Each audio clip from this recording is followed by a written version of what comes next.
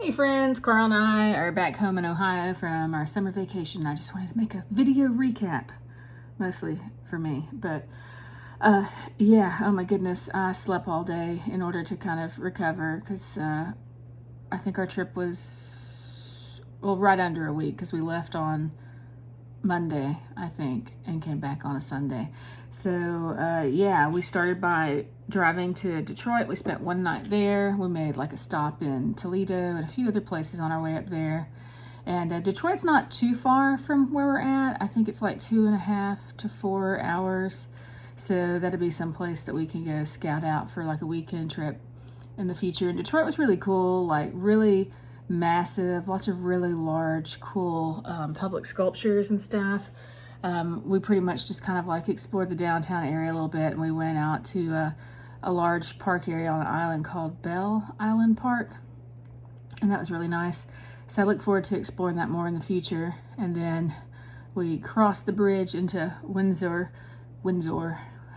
still can't say it, Ontario, Canada, and drove from Detroit to Toronto, stopping in London, which is about halfway between those places, for dinner, and probably had like my favorite, like the food was not the most amazing food we had, but we ended up in the downtown area, and we were looking for this other restaurant I had found on Yelp that was supposed to be open, happened to be closed, but we had walked by this alley full of like really awesome like art and stuff, and a sign for a restaurant called Spaghetti Eddie's. So when the place we were heading to turned out to be closed, I was like, okay, well, we're going here because this other place looks super fun. And it was so cool because like the door was at the end of an alley, like nowhere you'd like look for a restaurant. And when I walked in, I felt like I walked into some sort of like Harry Potter meets the South thing, because there was just stuff everywhere, including like there was this boot shoe that was connected to the door. So when you open the door, like the boot, I mean, like it totally felt like a Harry Potter thing. But that was super cool. So that was definitely like the coolest atmosphere, coolest find. And then we made it to Toronto, which was huge. I mean, to me, Toronto seemed more impressive than New York.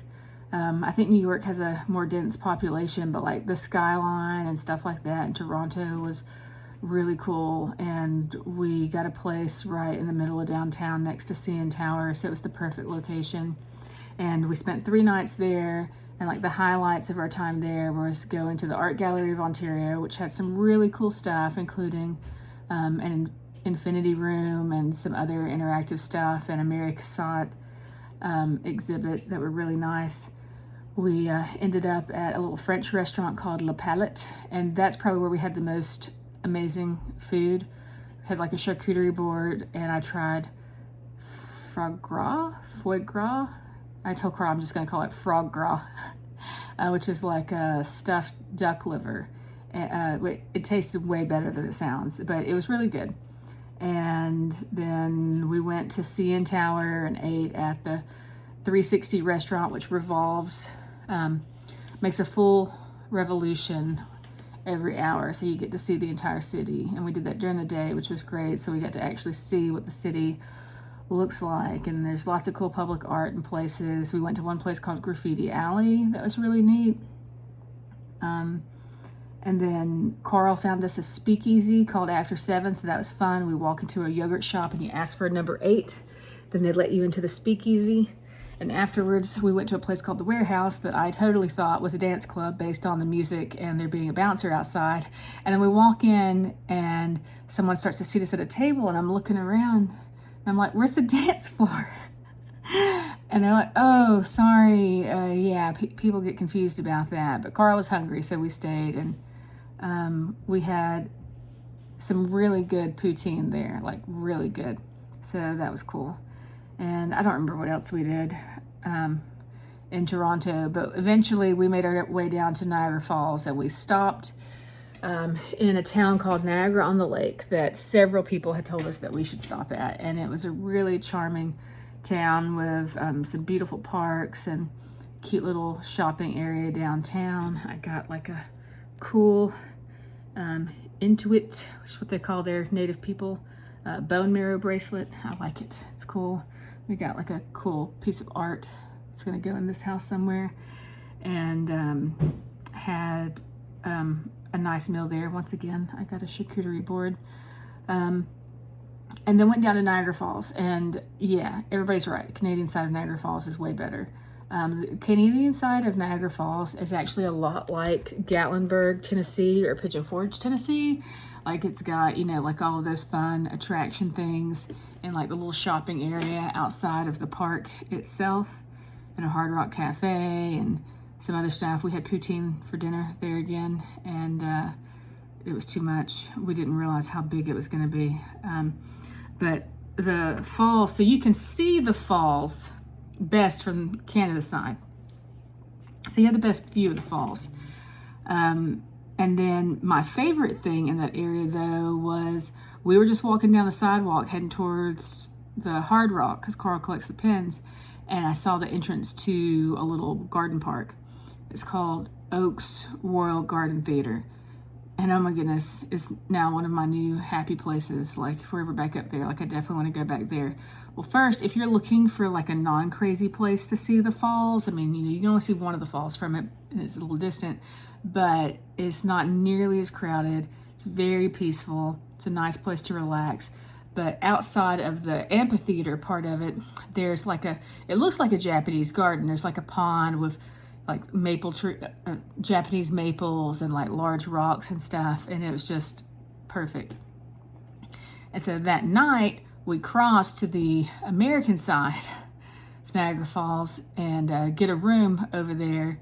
And man, let me just say, like New York was a huge disappointment. I felt unsafe in both Niagara Falls and Buffalo.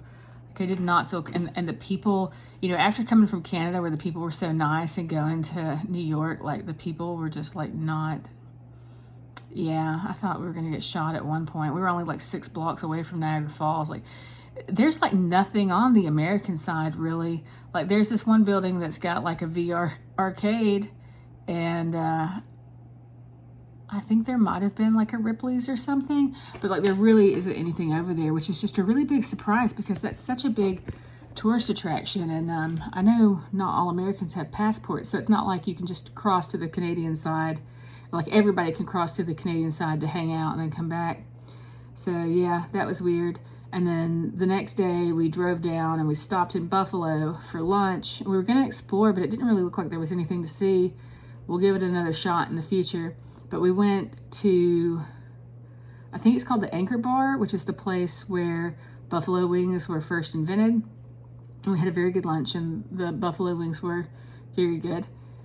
If you're from Alabama, like we are, they actually taste really close to Jefferson's wings. So like Jefferson's did a good job getting that flavor down. And yeah, then we just kept driving, and we didn't stay the night in Pennsylvania, but we had to drive through Pennsylvania. And so we ended up getting off the interstate and driving along Lake Erie. And I got Karl to stop at a few different beach access points so we can kind of scout out where we might want to come in the future when we're missing the water. And we stopped at 2 different beaches, and both were really lovely. One of them was a state park in Erie, Pennsylvania, and we had like the best evening there. Like it wasn't crazy crowded. We were there for sunset. It did feel a lot like going to the ocean. It's definitely not the ocean, but like it's a good substitute if you can't get to the ocean. And that made me feel a little bit better, because one of the things that makes me feel uneasy about moving to Ohio is being further away from the actual ocean. But it was beautiful. We watched the sunset, then found a tiki bar, and so that was really nice. And then continued our drive to Cleveland, Ohio, where we spent the night, and then went to the Rock and Roll Hall of Fame the next morning, and then spent the afternoon at Cuyahuga Valley National Park. So we knocked another national park off a list. And so that was awesome. And then we drove home.